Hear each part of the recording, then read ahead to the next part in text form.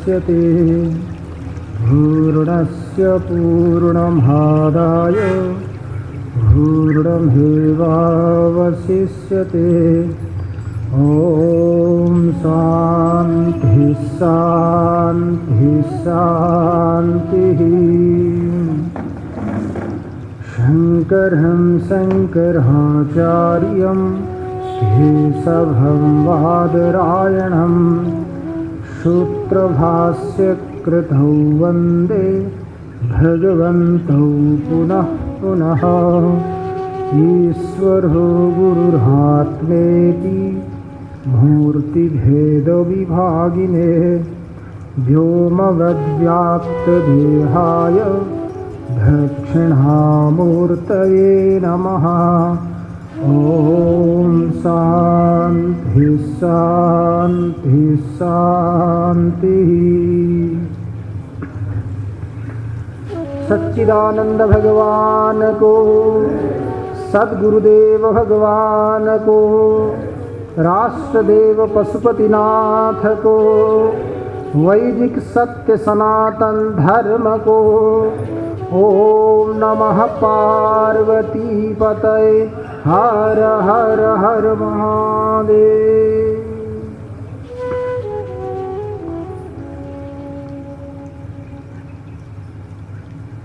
अथ आत्मज्ञानोपदेश विधिं व्याख्यास्यामो मुमुक्षवे श्रद्धानाय यतये वीतरागाय आत्मलाभात् परलाभाभावात् द्रष्टुर्दृश्यो अन्य इति प्रसिद्धो लोके।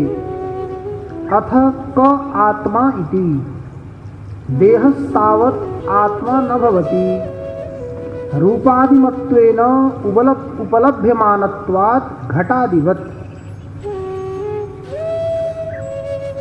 यथा घटादयोः रूपादिमन्तः चक्षुरादिकरणैः उपलभ्यन्ते एवं देहोपि रूपादिमान् चक्षुरादिकरणैः उपलभ्यते।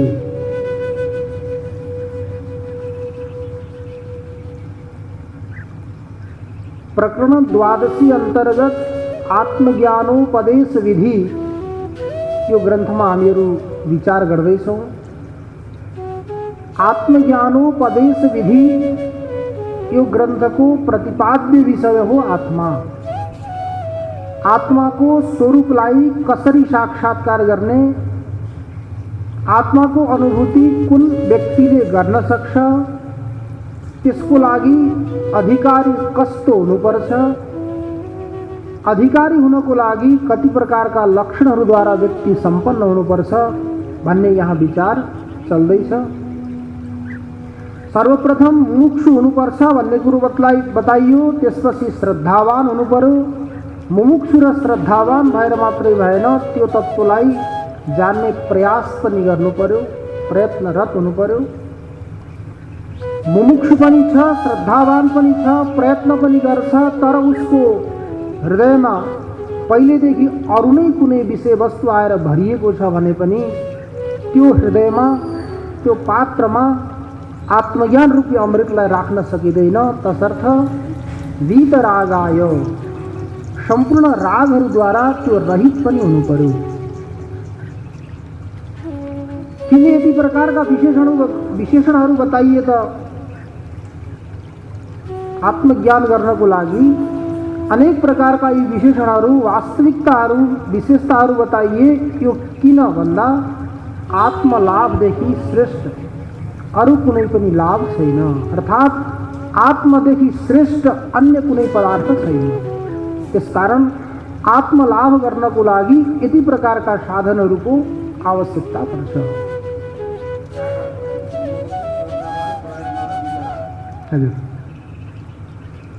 यिनी साधनहरूद्वारा सम्पन्न भयो भने उसले आत्माको अनुभूति गर्ने अधिकारी बन्न सक्छ। अब अधिकारीको बारेमा हामीहरूले चर्चा पहिले गरिसक्यौँ। संसारमा दुईवटा पदार्थ छन्, एउटा दृश्य अनि अर्को द्रष्टा। वास्तवमा हेर्ने हो भने जो द्रष्टा हो त्यो मात्रै पदार्थ हो, जो द्रष्टा हो त्यो वस्तु। सच्चिदानंदानंता द्वय ब्रह्म वस्तु सत चित आनंद अनंत अद्वय जो ब्रह्म हो त्यो नै वास्तविक के हो वस्तु, त्यही वस्तु नै के हो द्रष्टा। त्योदेखि अतिरिक्त अरू हाम्रो जो पनि अनुभवमा आउँछ त्यो अनुभवमा आउने पदार्थ के हो? दृश्य हो। अर्थात् त्यसलाई हामीले भन्न सकिन्छ प्रमेय हो। मेय भनेको ज्ञान, प्रमेय भनेको यथार्थ ज्ञान। मेय माता मिति मेय, त्यसैलाई प्र लगाउनु भयो भने प्रमाता प्रमिति प्रमेय। तो प्रमाता भनेको कर्ता, प्रमाता भनेको कर्ता, प्रमिति भनेको ज्ञान, प्रमेय भनेको विषय। प्रमातुम योग्य प्रमेय, ज्ञान गर्नको लागि जो योग्य छ त्यसलाई भनिन्छ प्रमेय। जसको विषयको ज्ञान भइसक्यो भने जो अनुभूति हो त्यसलाई भनिन्छ प्रमिति। ज्ञान गर्नेवाला जो व्यक्ति हो त्यसलाई भनिन्छ प्रमाता। तो प्रमाता प्रमिति प्रमेय यसलाई भनिन्छ त्रिपुटी। यी तीनवटा मिले भने अनि बल्ल कुनै विषयको हामीहरूलाई ज्ञान हुन्छ।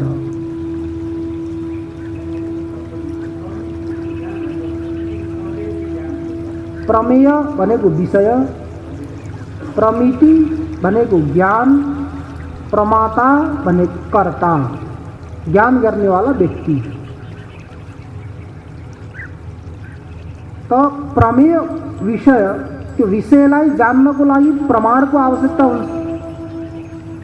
प्रमाण नभइकन कहिल्यै पनि प्रमेयको सिद्धि हुन सक्दैन। प्रमेय सिद्धि प्रमाणात ही। प्रमेयको सिद्धि कसबाट हुन्छ? प्रमाणद्वारा हुन्छ। तो प्रमेय के हो? दृश्य हो। जो प्रमेय पदार्थ छ त्यो दृश्य हो। तो दृश्य पदार्थलाई जान्न कसले सक्छ? तो द्रष्टाले सक्छ। त्यसकारण द्रष्टादेखि दृश्य के हो? अन्य हो। जस्तो देवदत्त द्रष्टा हो, देवदत्तले रूपलाई देख्छ भने रूप के हो? दृश्य हो। देवदत्त द्रष्टा हो। त्यसैले द्रष्टुर दृश्यो अन्य इति प्रसिद्धो लोके। लोकमा संसारमा यो प्रसिद्ध छ, द्रष्टादेखि दृश्य के हो? अन्य हो। द्रष्टादेखि दृश्य अन्य हो भने दृश्यदेखि द्रष्टा पनि अन्य हो। अहिले हामी भेद बुद्धिमा छौँ, भेद भूमिकामा छौँ तसर्थ यदि वास्तविक रूपले विचार गर्ने हो भने त द्रष्टा र दृश्यमा पनि फेरि भेद हुँदैन। हामीहरू त त्यो बाटोमा हिँड्दैछौँ नि, अहिले पुगिसकेका छैनौँ गन्तव्य।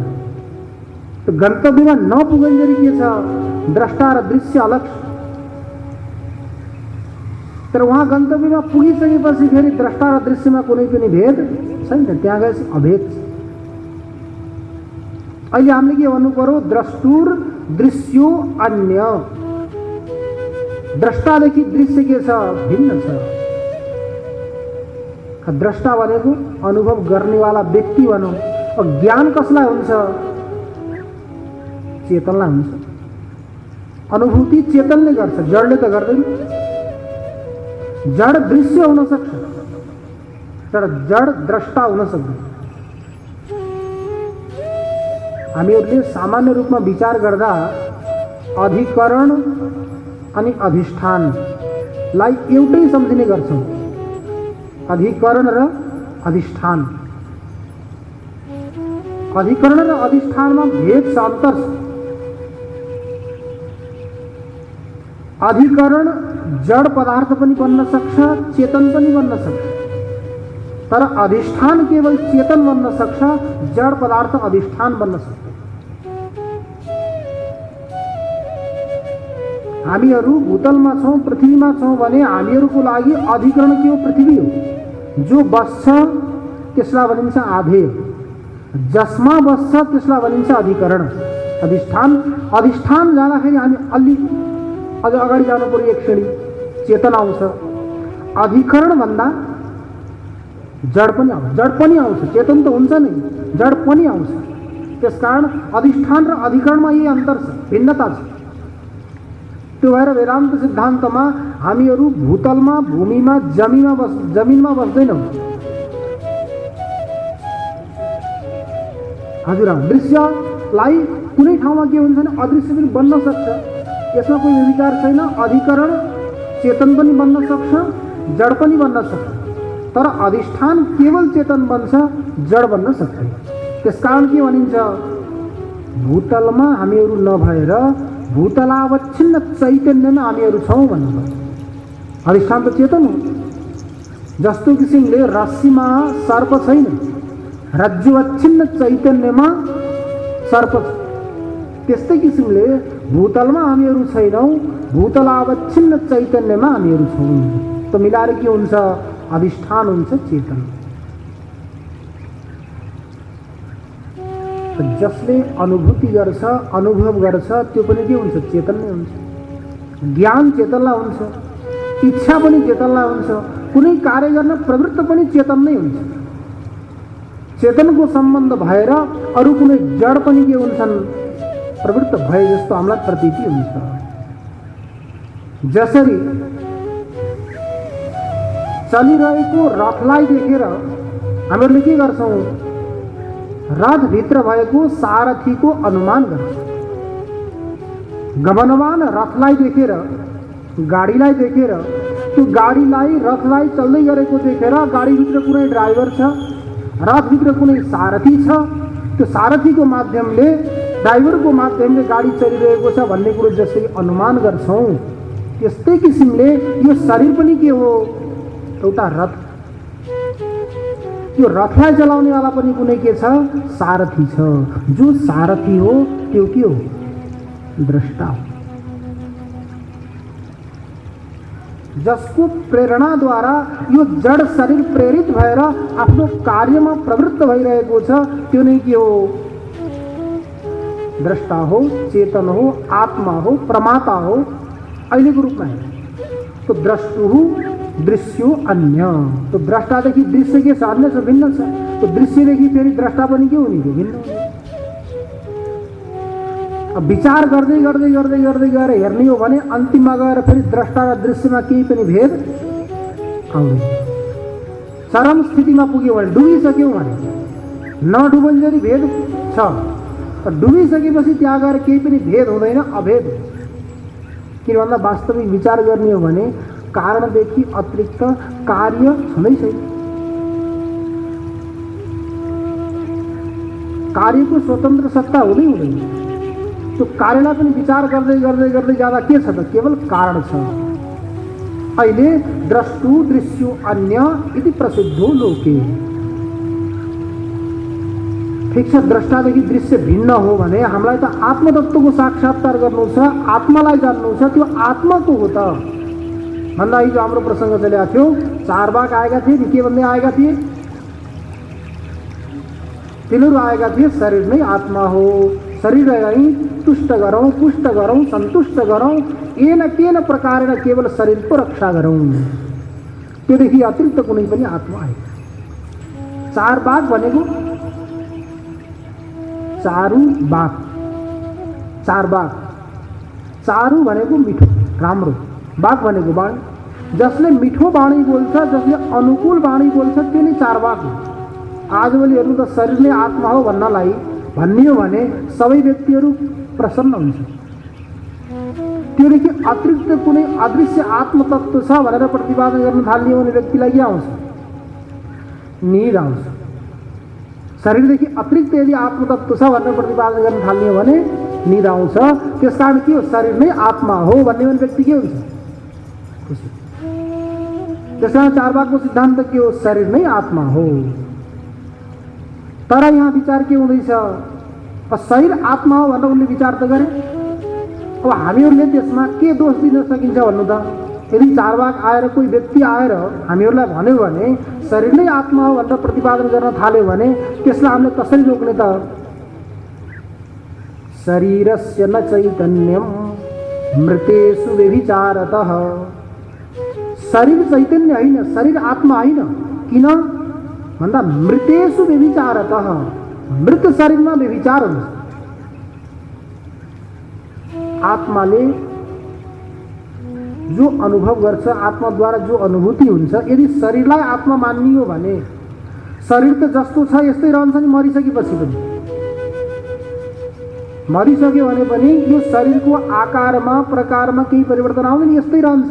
तर आत्माका साथ सम्बन्ध हुँदा शरीरले जस्तो किसिमको व्यवहार गर्न सक्छ त्यो व्यवहार मृत शरीरमा हुँदैन, मृतमा पनि हुँदैन, मूर्छितमा पनि हुँदैन। जो शरीर मूर्छित भएको छ त्यो मूर्छित शरीरमा पनि व्यवहार हुन सक्छ। त्यसकारण शरीर आत्मा हुन सक्दैन। एउटा कुरा। अर्को कुरा, शरीर के छ? जन्य छ। अस्ति, जायते, वर्धते, विपरिणमते, अपक्षीयते, विनश्यति, यी षड्भाव विकार कसमा हुन्छन्? शरीरमा हुन्छ। षड्भाव विकार शरीरमा भएर पनि हामीलाई के लाग्छ? हामीहरूलाई यस्तो प्रतिविज्ञा हुन्छ। प्रतिविज्ञा भनेको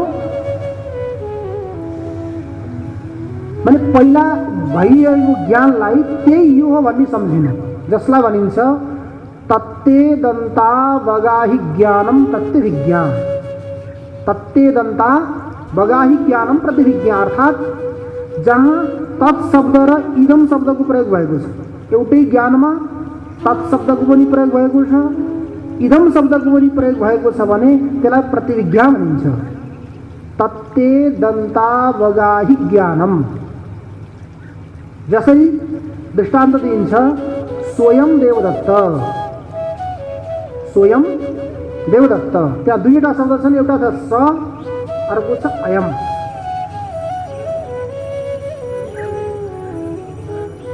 हजुर,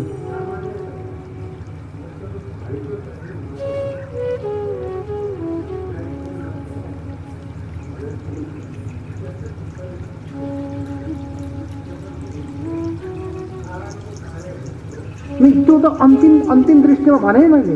अहिले भेद भूमिकामा जाँदाखेरि हामीहरूलाई भेद बुद्धि छ, मैले पहिले भनिसकेँ हजुरलाई। अहिले हामीहरू भेद भूमिकामा छौँ। यदि भेदलाई छोडेर अभेदमा गयो भने त फेरि विचार गर्नुपर्ने आवश्यकै छैन नि। डुबिसकेपछि भनेको थिएँ मैले, डुबिसकेपछि केही पनि छैन। नडुबन्जेरूले के भन्छ? म डुबे, म डुबे, म डुबे, मलाई बचाऊ, मलाई बचाऊ। डुबिसकेमा के हेरै छैन, कसले कसलाई बचाउँ गयो। त्यस्तै किसिमले स्वयं देवदत्त। स्वयंमा हेर्नु त एउटा शब्द छ स, अर्को छ अयम। स्वयं त्यो स के हो? तत्शब्द हो। तत्शब्ददेखि हजुरहरूले स तौ ते, तम तौ ताम स्कुलमा पढ्नु होइन? तेन ताभ्याम तै, तस्मै ताभ्याम तेभ्यः, तस्मात् ताभ्याम तेभ्यः, तस्यः तयो तेषां, तस्मिन् तयो तेषु। यसरी संस्कृत भाषा सिक्ने व्यक्तिलाई सुरुमा यसरी सिकाइन्छ। यो तत्शब्द हो, यो एतत् शब्द हो, यो इदम शब्द हो, यो अदस शब्द हो भनेर। त्यो स तौते भनेको स भनेको तत्शब्द। धेरै पुस्तकहरू हामीले पढ्यौँ, त्यसमा लेखेको छ स्वयं देवदत्त, स्वयं अश्व भनेर आउँछ नि। त्यो स्वयंमा स छ। त्यो स के हो? तत्शब्द। अयम के हो? इदम शब्द। स्वयं त्यतिमा दुईवटा शब्द छन्, तत्शब्द पनि छ, इदम शब्द पनि छ। यही भएर त संस्कृत भाषा यस्तो भाषा हो, कम्प्युटरले जो बोल्यो त्यो लेख्ने, जो लेख्यो त्यो बोल्ने गर्नको लागि कुन भाषा खोज्ने भनेर अनुसन्धान गर्दा कुनै पनि भाषा कम्प्युटरको लागि उचित भएन। सारा भाषा परीक्षण गर्दा अन्तिममा आएर के निर्णय गरियो त भन्दा संस्कृत भाषा। संस्कृतमा जो लेखिन्छ त्यही बोलिन्छ, जो बोलिन्छ त्यही लेखिन्छ। तर अरू भाषामा केही बोलिन्छ अरू कुनै, लेखिन्छ अरू कुनै। त्यसकारण सबैभन्दा संस्कृत भाषा, सुसंस्कृत परिष्कृत भाषा के?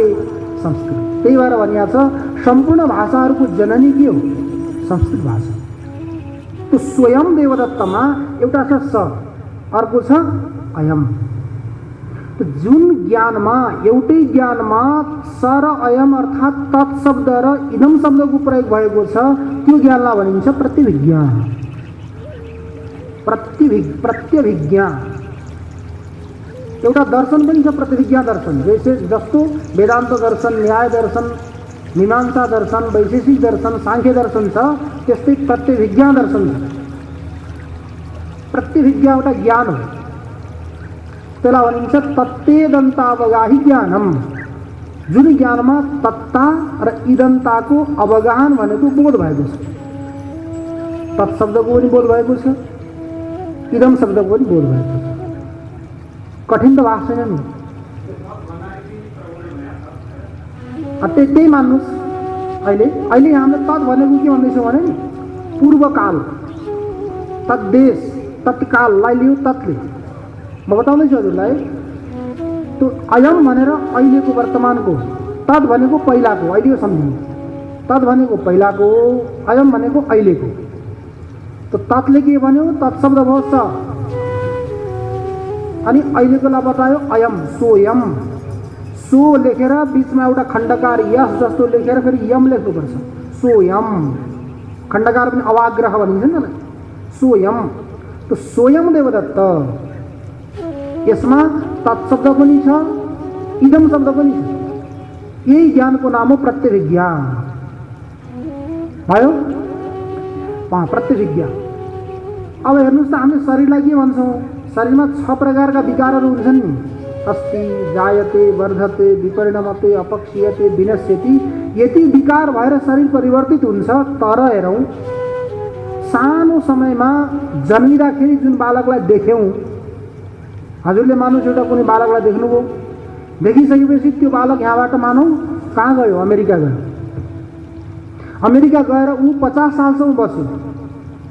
50 सालपछि अथवा हजुर यहाँबाट वहाँ जानुभयो, अथवा त्यो व्यक्ति वहाँबाट यहाँ आयो। यहाँ आएर घरमा, हजुरको घरमा कुनै व्यक्ति आएर सोध्नु यो को हो भन्दाखेरि, जहिले बालक घरमा जन्मिएको थियो नि त्यो बेलामा उहाँ पनि आउनुभएको थियो।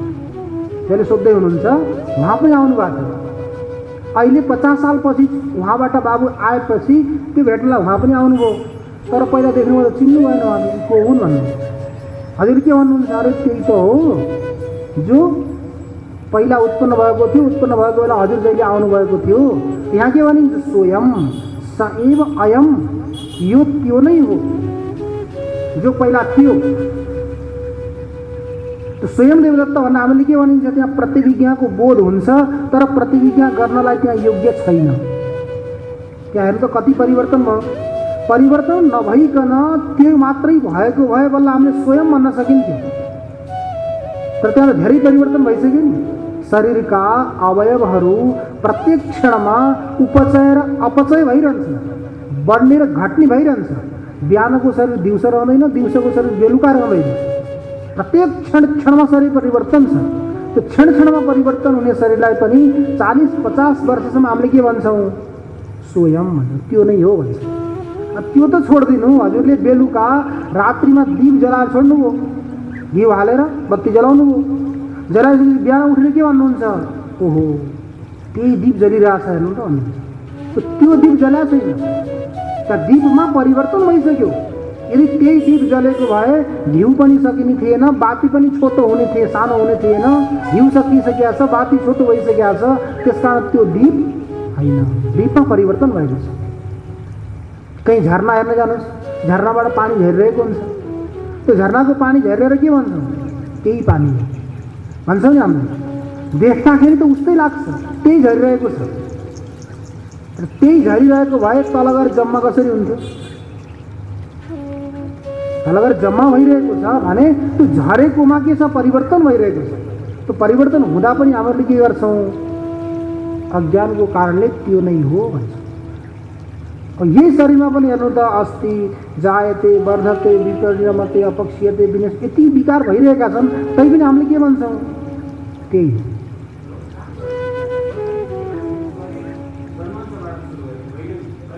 छबाट कहीँ छ अनि बल्ल जन्मिन्छ।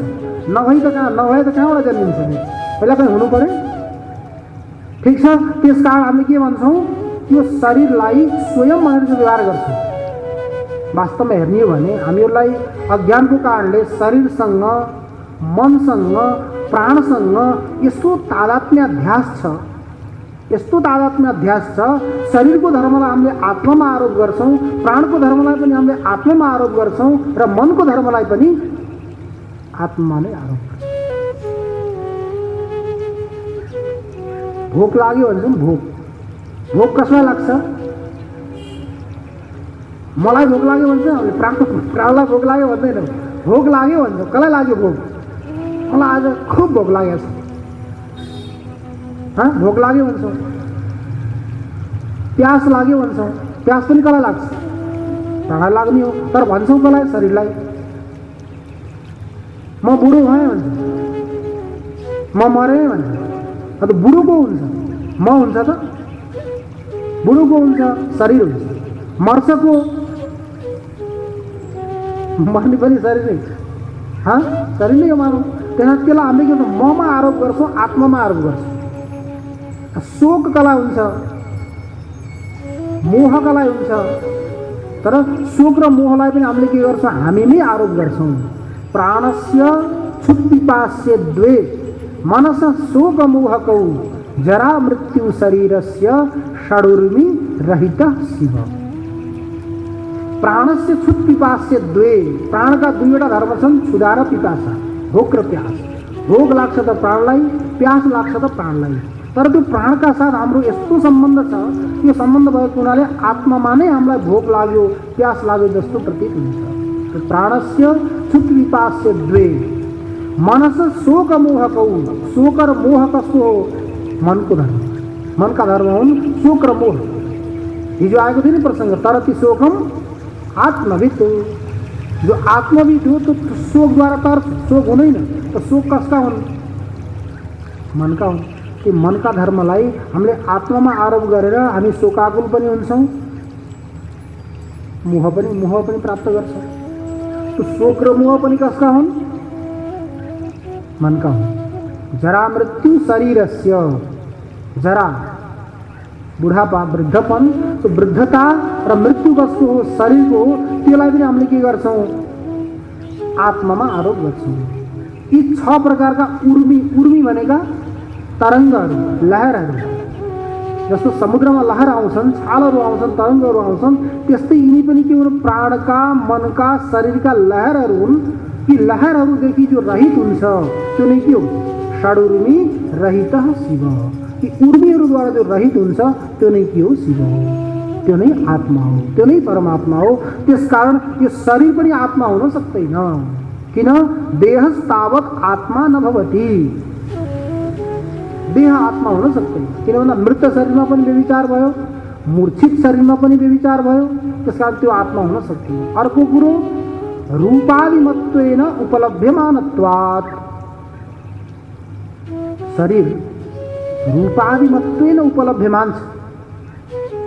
शरीरमा रूप छन्, रूपवाला भएको हुनाले आत्मामा त कुनै रूप छैन। तो शरीरमा के छ? रूप छ। अब आदिले रूप, रस, गन्ध, स्पर्श, शब्द सबै छ नि यसमा। पंचीकृत हो, पंचमहाभूतको यसमा सम्मिश्रण छ। पंचमहाभूतको सम्मिश्रण छ भने यसमा पंचमहाभूतका गुणहरू पनि आउँछन्। किनकि नियम छ, कारण गुणाः कार्य गुणान आरभन्ते। कारणका गुणले कार्यको गुणलाई आरम्भ गर्छन्। कारणमा जस्तो जस्तो प्रकारका गुणहरू हुन्छन् त्यस्तै त्यस्तै प्रकारका गुणहरू कार्यमा आउँछन्। धागो जस्तो हुन्छ त्यस्तै रङको त कपडा बन्छ नि।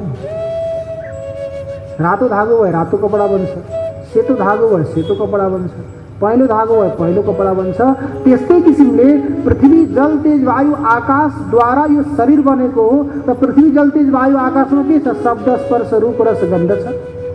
तिनै शब्द, स्पर्श, रूप, रस, गन्ध यो शरीरमा पनि आउँछन्। त्यसकारण रूपादिमान भएको हुनाले, रूप आदिद्वारा युक्त भएको हुनाले शरीर आत्मा बन्न सक्दैन। तो देहस्तावत् आत्मा न भवति। देह आत्मा हुन सक्दैन। किन? रूपादिमत्वेन उपलभ्यमानत्वात्। घटादिवत् जस्तो किसिमले घट आत्मा हुन सक्दैन, रूपादिद्वारा उपलभ्यमान छ, त्यस्तै किसिमले शरीर पनि आत्मा हुन सक्दैन। जस्तो किसिमले घट आदि पदार्थ रूपादिमत्वेन उपलभ्यमान छन् अनि चक्षु आदि कर्णद्वारा देखिन्छ। घटलाई चक्षुले देख्न सकिन्छ, चक्षु करण हो। करण भनेको साधन। असाधारणम कारणम करणम, असाधारणम कारणम करणम, कार्यलाई सिद्ध गर्नको लागि जो अत्यन्त उपयोगी कारण हो त्यसलाई करण भनिन्छ। कार्य सम्पन्न गर्नको लागि जो अत्यन्त उपयोगी कारण हो त्यसलाई करण भनिन्छ। तो असाधारणम कारणम करणम। यसो हेर्ने हो भने कारण पनि दुई प्रकारका हुन्छ, साधारण कारण अनि असाधारण कारण। साधारण कारण अनि असाधारण कारण। साधारण कारण भनेको कुनै पनि कार्यको लागि जो कारण हुन्छ त्यसलाई भनिन्छ साधारण कारण। सामान्य कार्यको लागि जो कारण हुन्छ त्यसलाई भनिन्छ साधारण कारण। कार्य विशेषको लागि जो कारण हुन्छ त्यसलाई भनिन्छ असाधारण कारण।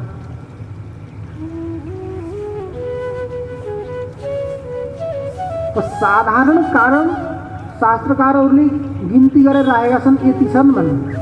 तर असाधारण कारणको कुनै पनि गिन्ती छैन। कार्यलाई देखेर तिनी कारणहरू पनि के छन्, अलग अलग छन्।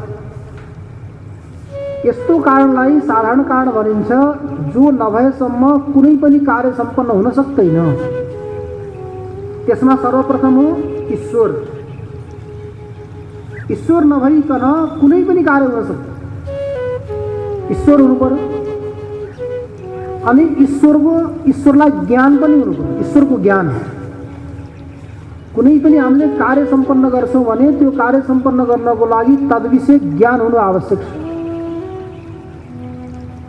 ईश्वर, ईश्वरको ज्ञान, ईश्वरको इच्छा, ईश्वरको प्रयत्न। ईश्वरले पनि प्रयत्न गर्छ, त्यो केवल बस्दैन यत्तिकै। उसलाई ज्ञान पनि हुनु पर्यो। ज्ञान भइसकेपछि काम गर्ने इच्छा पनि हुनु पर्यो। इच्छा भइसकेपछि कार्य गर्नको लागि प्रवृत्त पनि हुनु पर्यो। ईश्वर, ईश्वरको ज्ञान, ईश्वरको इच्छा, ईश्वरको प्रयत्न, चारवटा भए। ईशस्तद ज्ञान एक मेच्छा। अनि त्यसपछि गएर काल। काल, काल भनेको समय। कुनै पनि कार्य हुन्छ भने कुनै न कुनै कालमा हुन्छ, या त भूतकालमा हुन्छ, या त वर्तमान कालमा हुन्छ, या त भविष्यत कालमा हुन्छ।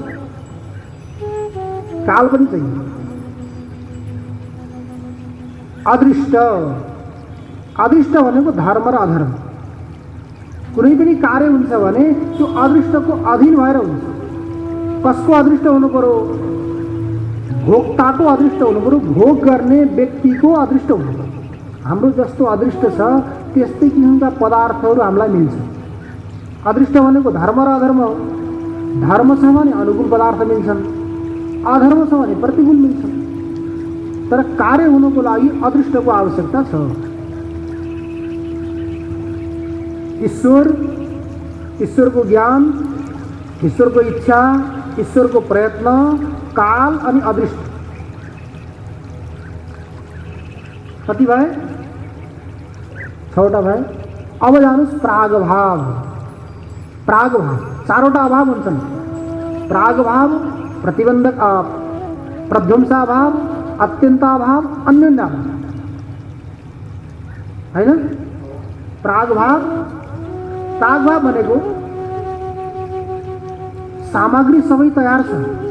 कुनै पनि कार्यको लागि सामग्री पुरै तयार छ।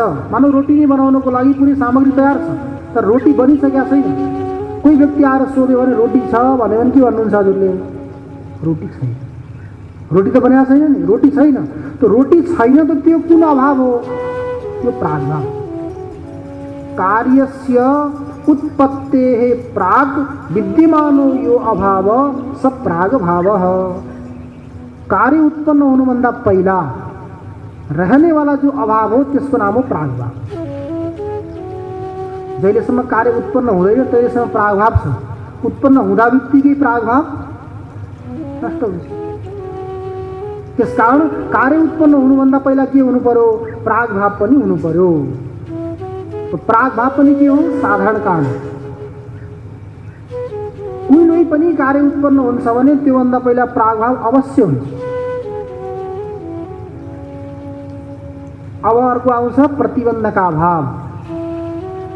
प्रतिबन्धका भाव कुनै पनि कार्य सिद्ध गर्नु छ भने प्रतिबन्धक आयो भने त्यसले के गरिदिन्छ? प्रतिबन्धक भनेको विरोधी, रोक्नेवाला। तो प्रतिबन्धकको के हुनु पर्यो? अभाव हुनु पर्यो। तो प्रतिबन्धकको अभाव पनि के हो? कार्यको लागि कारण हो। 8वटा भयो कि कति भयो? कि धेरै भयो?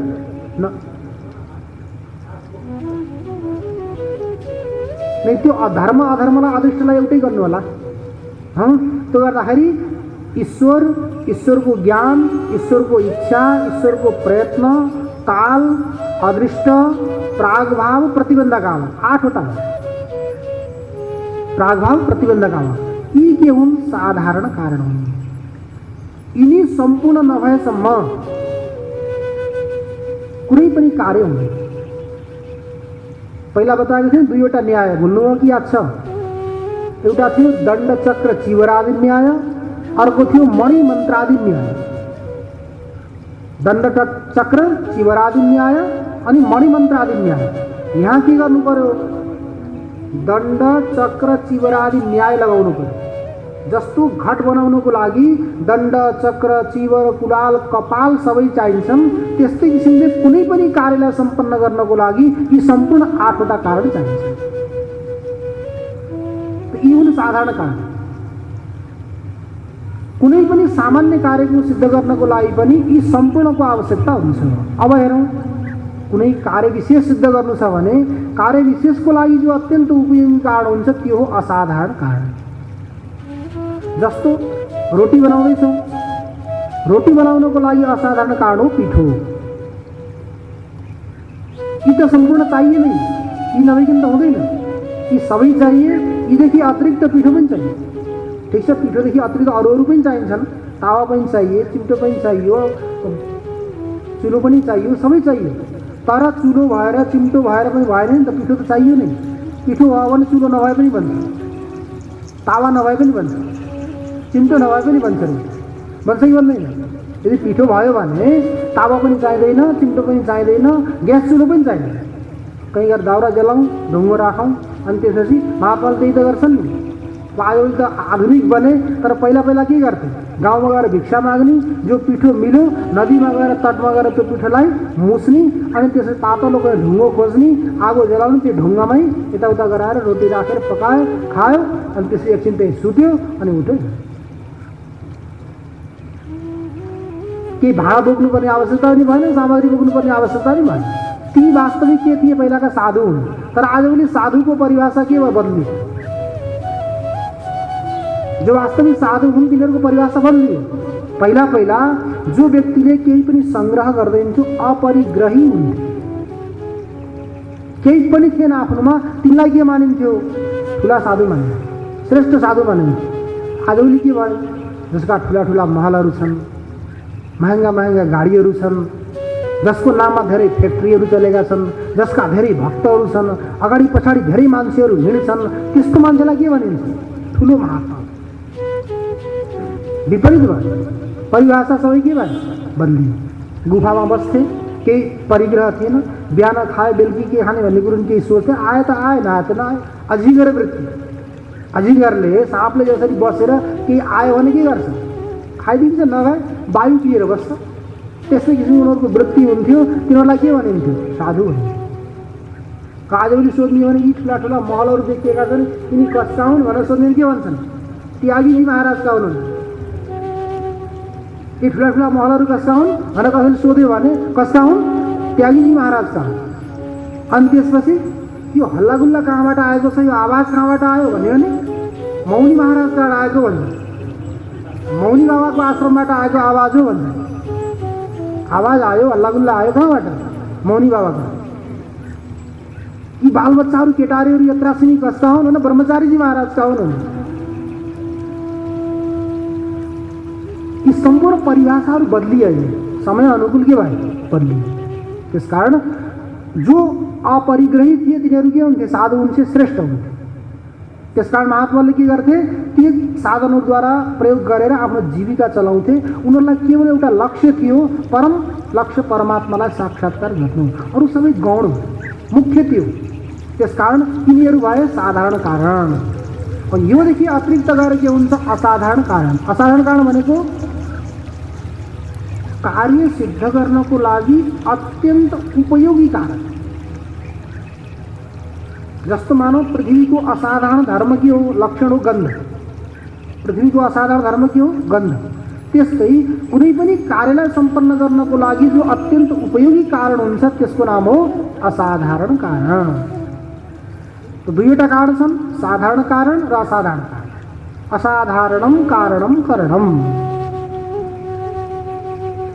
अब यहाँ पनि यी शरीर आत्मा हो अथवा होइन यो चर्चा छ। तो शरीर आत्मा होइन किन? रूप आदिमत्वेन उपलभ्यमानत्वात्। रूप आदिले रूप रस गन्ध स्पर्श जस्तो किसिमले घट रूपवाला भएको हुनाले चक्षुद्वारा त्यसको प्रत्यक्ष हुन्छ, त्यस्तै किसिमले शरीर पनि के हुन्छ, रूपवाला भएको हुनाले चक्षुद्वारा प्रत्यक्ष हुन्छ। चक्षुद्वारा प्रत्यक्ष हुने भएको हुनाले त्यो आत्मा हुन सक्दैन। जो विषयमा बद्ध छ, शरीरको मोहमा बाँधिएको छ, त्यो व्यक्तिले के भन्छ? शरीर नै आत्मा हो, यसैलाई तुष्टपुष्ट सन्तुष्ट गरौँ भनेर लागिरहन्छ। त्यसकारण त्यो व्यक्ति के हुन्छ? बन्धनमा पर्छ। शरीरलाई नै आत्मा मान्यो भने त बन्धनमा पर्ने हो। शरीरलाई आत्मा नमानेर यदि अगाडि जान थाल्यो भने अनि बल्ल के हुन्छ? मुक्त हुन्छ। त्यही भएर भगवान शङ्कराचार्यले भन्नुभएको छ बद्धोई कोयो विषयानुरागी कावा विमुक्तिर विषये विरक्ति कोवास्ति घोरो नरक स्वदेह तृष्णाक्षय स्वर्गपदम किमस्ति। बद्धोई कोयो विषयानुरागी। बाँधिएको भनेर कुनै रस्सीले जन्जिरले बाँधिएको त होइन नि। हामीहरू कुनै रस्सीले बाँधिएका छौँ त छैनौँ, तैपनि बन्धनमा छौँ। तो के हो त भन्दा विषयानुराग, विषयमा अनुराग। बद्धो ही कोयो विषयानुरागी। विषयमा जो अनुरक्त छ त्यो व्यक्ति नै के हो? बन्धनमा बाँधिएको छ। अरू रस्सीले फलामले बाँधेको बन्धनलाई त काट्न सकिन्छ, तर विषय रूपी बन्धनमा बाँधिएको बन्धनलाई काट्न सकिँदैन, किनभने देखिँदैन नि। अगाडिबाट कोही शत्रु प्रहार गर्न आयो भने त्यो शत्रुबाट हामी बच्न सकिन्छ, तर हामी हिँडिरहेका छौँ, पछाडिबाट कसैले प्रहार गर्यो भने त्यहाँबाट कसरी बस्ने? देखेकै छु। नदेखिएको शत्रुद्वारा बच्न मुस्किल छ। त्यस्तै किसिमले यो विषय रूपी जो बन्धन हो कस्तो छ? देखेको त छैन तर बाँच्छ। त्यसकारण बद्धोई कोयो विषयानुरागी। विषयमा जो अनुरक्त छ त्यो व्यक्ति के हो? बद्ध। मुक्त को हो त? कावा विमुक्तिर विषय विरक्ति। जो विषयद्वारा विरक्त छ, विषयद्वारा विरक्त भएको व्यक्ति नै के हो? विमुक्त, मुक्त छ। कोवास्ति घोरो नरक। घोर नरक के हो? विचार गरौँ त घोर नरक के हो? नरक भनेको जो पापी व्यक्ति गएर पापको भोग गर्छ, यातना भोग्छ, त्यसलाई के भनिन्छ? नरक भनिन्छ। हामीहरू यो शरीरमा बसेर कति यातना भोग्छौँ भन्नु त? यो शरीरमा बसेर कति यातना भोग्छौँ। त्यसकारण घोर नरक के हो? शरीर हो। कोवास्ति घोरो नरक स्वदेह। अरूको होइन, आफ्नै देह। किन? दुःख त आफ्नै शरीरबाट भोगिन्छ। कहिलेकाहीँ त्यो व्यक्तिलाई यतिसम्म ग्लानी हुन्छ कि फट्ट मर्न पाए त कति सुख हुन्थ्यो भन्ने इच्छा हुन्छ। कहीँ गएर बिरामी व्यक्तिलाई हस्पिटलमा गएर हेरौँ, तड्किरहेका व्यक्तिलाई देख्दाखेरि उनीहरूलाई तेरो के इच्छा छ भन्दा के भन्छ? त्यो प्राण निक्लेर गए हुन्थ्यो भन्ने मेरो इच्छा छ, तर यो प्राण निक्लेर गएन भन्ने। त्यो दुःख कहाँबाट छ? यही शरीरबाट छ। तो कोवास्ति घोरो नरक स्वदेह। तो स्वर्ग के हो त फेरि? तो शरीर नै नरक हो भने स्वर्ग के हो? तृष्णाक्षय स्वर्गपदम किमस्ति। तृष्णाको क्षय हो। तृष्णा नाश भयो भने तृष्णा नहुनु नै के हो त भन्दा स्वर्ग हो। त्यो तृष्णा भयो भने व्यक्तिमा के हुन्छ? फेरि नरक आयो। त्यसकारण जसले यो शरीरलाई नै आत्मा भनेर यसलाई तुष्टपुष्ट सन्तुष्ट गर्नको लागि सदा सर्वदा प्रयास गर्छ त्यो व्यक्ति के हो? बद्ध, बन्धनमा छ। कुनै रस्सीद्वारा नबाँधिए पनि विषयको अनुरागद्वारा बाँधिएको हुनाले त्यो व्यक्ति के हो? बद्ध हो। यो बन्धनबाट मुक्त हुन चाहने व्यक्तिले के गर्नु पर्यो? शरीर आत्मा होइन।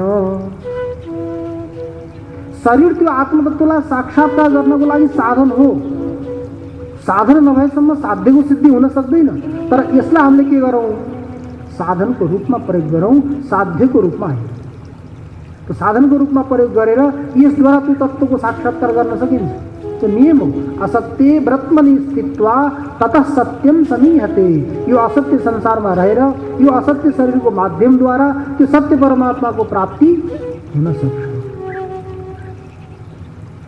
तर त्यो प्राप्त गर्नको लागि यो शरीरलाई के मान्नु पर्यो? हामीले केवल साधन मान्नु। अब यदि साधन नमानियो भने त फेरि के हुन्छ? साधन नमानेर साध्य नै मानियो भने विरोचनको सिद्धान्तमा हामीहरू गइन्छ। इन्द्र र विरोचनको सिद्धान्त छन्। उही चार भाग नै मान्नुहोस्, विरोचन उही चार भागै त भयो नि। ब्रह्म तत्त्वलाई साक्षात्कार गर्नको लागि भनेर उनीहरू ब्रह्माजी कहाँ गए? को देवताहरूले पनि सोचे अनि दानवहरूले पनि सोचे। को जानी त भनेको निर्णय भएन। सम्पूर्ण दानवहरू गए भने पनि उहाँ भिड लगाउने भए, देवताहरू गए भने पनि ब्रह्माजी कहाँ भिड लगाउने भयो। उहाँ कस्तो व्यवस्था छ के छ थाहा भएन। त्यस कारणले के निर्णय गरे? दानवहरूमा जो श्रेष्ठ विरोचन, दैत्य राजा विरोचन जाने, त्यसपछि देवताहरूमा पनि श्रेष्ठ इन्द्र जानेर तत्त्वको साक्षात्कार गरेर आउने अनि आफ्ना शिष्यहरूलाई सिकाउने भन्ने निर्णय गरेर इन्द्र र विरोचन अब आफ्नो अलग अलग बाटो गए। इन्द्र आफ्नो बाटो गए, विरोचन आफ्नो बाटो गए। तर पुग्ने बेलामा सँगसँगै पुगे। ब्रह्माजीलाई यस्तो लाग्यो कि यिनीहरू सल्लाह गरेर आएका हुन्। सल्लाह गरेर प्रोग्राम बनाएर कार्यक्रम बनाएर आए यिनीहरू तत्त्व साक्षात्कार गर्नको लागि। भन्नुभयो ब्रह्माजी, सोध्नुभयो किन आयो भनेर। हामी तत्त्व साक्षात्कार गर्न आएका हौँ भन्दा ब्रह्माजीले के भन्नुभयो? ल ठिक छ, त्यसो ब्रह्मचर्यको पालन गर, गुरुकुलमा अग्निको सेवा गर, गाईको सेवा गर, जो गुरुकुलको यहाँको नियम छ त्यो सेवा गरेर तिमीहरू बस। जहिले समय आउला त्यहिले मैले तिमीलाई उपदेश दिन्छु। 1 वर्ष बित्यो, 2 वर्ष बित्यो, 3 वर्ष बित्यो, 4 वर्ष बित्यो। ब्रह्माजीले बोलाउनु होला, कहिले बोलाउनु?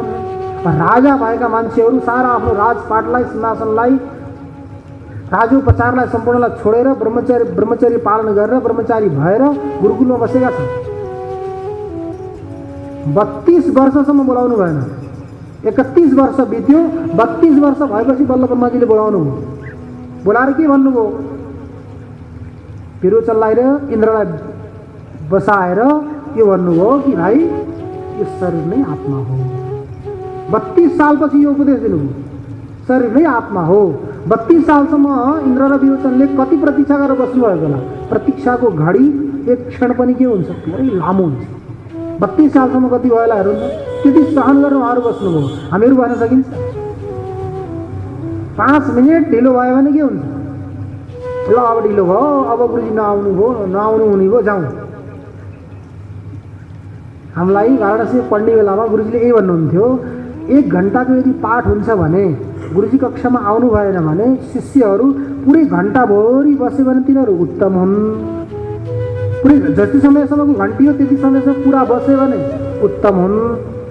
आधी घन्टा बसेर गयो भने मध्यम हुन्। अब गुरुजी आउनु भएन भनेर आउँदा समय भयो 8 बजीदेखि हो, तर गुरुजी आउनु 5 मिनट बस्यो अथवा 1 मिनट बस्यो, गुरुजी आउनु भनेर सट्ट हिँड्यो भने अधम हुन्छ। त्यस्तै किसिमले हामीहरूले पनि कुनै व्यक्तिले केही गर्नलाई बोलाएको छ भने अलिकति प्रतीक्षा गर्नुपर्यो भने हामीहरूलाई के हुन्छ? ढिला। तर इन्द्र र विरोचन आफ्नो राजपाट सारा कार्य छोडेर आएर 32 वर्षसम्म बस्नुभयो। 32 वर्षपछि के उपदेश मिल्यो?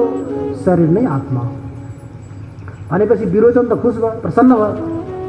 यहाँ उपदेश पाएँ मैले, बडा आनन्द आयो भनेर विरोचन के गर्यो? गयो। इन्द्र पनि फर्केर गयो विरोचनको पछि पछि। अलि परसम्म पुग्यो, अलि परसम्म पुगेर यसो विचार गर्दा यो शरीर आत्मा कसरी हुन सक्छ?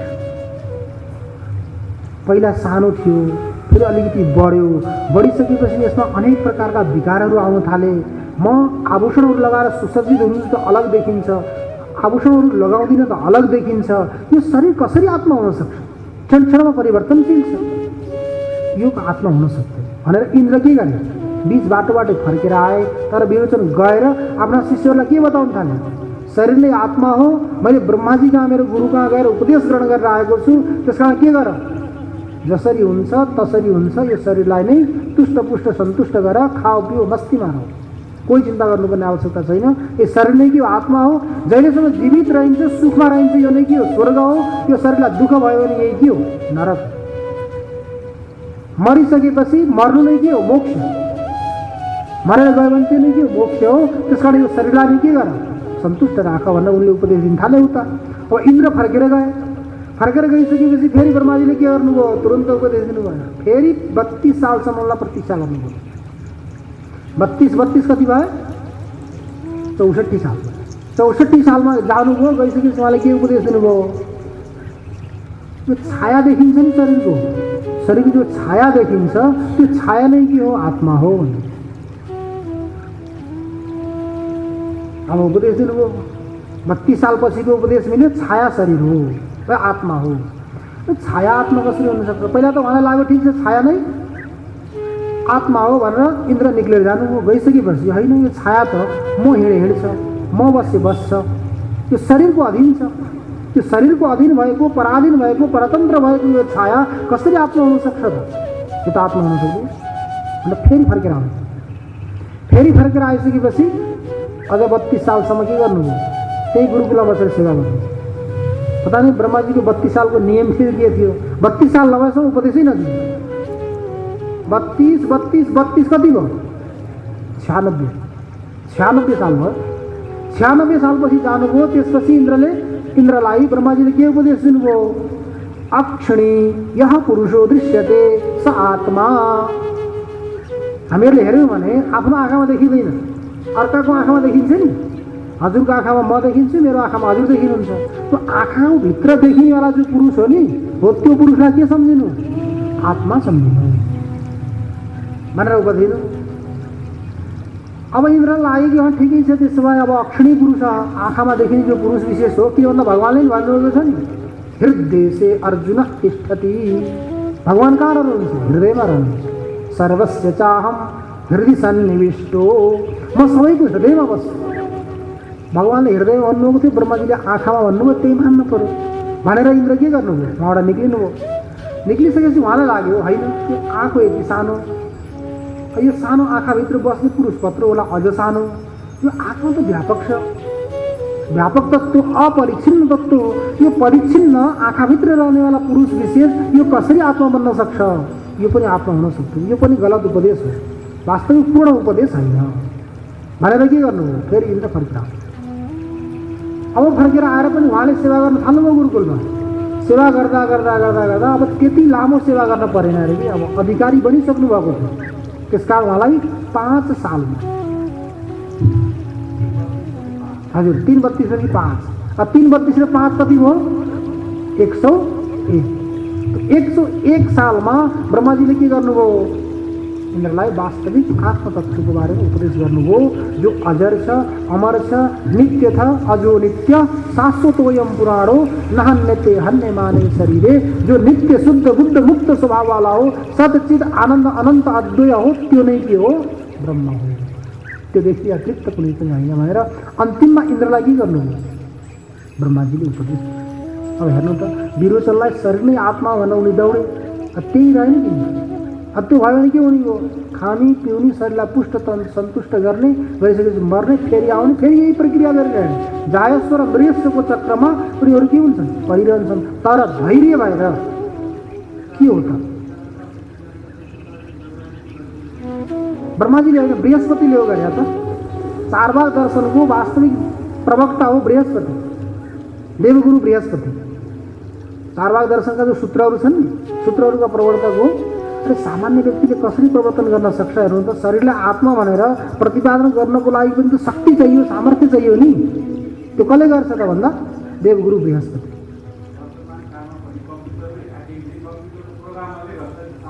साधारण गर्छ, उसैले गर्ने हो।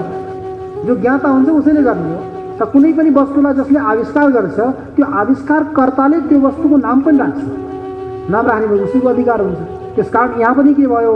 इन्द्रलाई ब्रह्माजीले उपदेश दिनुभयो कि त्योदेखि यो शरीर पनि होइन, यो छाया पनि होइन, यो आँखमा देखिनेवाला पुरुष विशेष पनि होइन, यी त सम्पूर्ण देखिनेवाला छन्, दृश्य छन्, परिच्छिन्न छन्, जन्य छन्। त्यसकारण यिनीहरू आत्मा होइनन्। योदेखि अतिरिक्त कुनै आत्मा छ जसलाई इदमित्थम गरेर प्रतिपादन गर्न सकिँदैन। त्यही भएर यहाँ पनि के बताइँदैछ, यो देखिनेवाला जो शरीर विशेष हो नि, रूपवाला छ, अनेक प्रकारका उपकरणहरूद्वारा यसलाई उपलब्ध गर्न सकिन्छ। त्यसकारण शरीर आत्मा होइन। त्यो आत्मा के हो त भन्ने कुरो फेरि हामीहरूले विचार गर्दै रहँला। ओम पूर्णमदः पूर्णमिदं पूर्णात् पूर्णमुदच्यते पूर्णस्य पूर्णमादाय पूर्णमेवावशिष्यते। ओम शांति शांति शांति। शंकरं शंकराचार्यं केशवं वादरायणं सूत्रभाष्य कृतौ वन्दे भगवन्तौ पुनः पुनः। ईश्वरो गुरुरात्मेति मूर्तिभेदविभागिने व्योमवद्व्याप्तदेहाय दक्षिणामूर्तये नमः। ओम शांति शांति शांति। सच्चिदानंद भगवान को, सद्गुरुदेव भगवान को, राष्ट्रदेव पशुपतिनाथ को, सत्संग परिवार को, संपूर्ण श्रोताहरू को वैदिक सत्य सनातन सत्य सनातन सत्य सनातन सत्य सनातन सत्य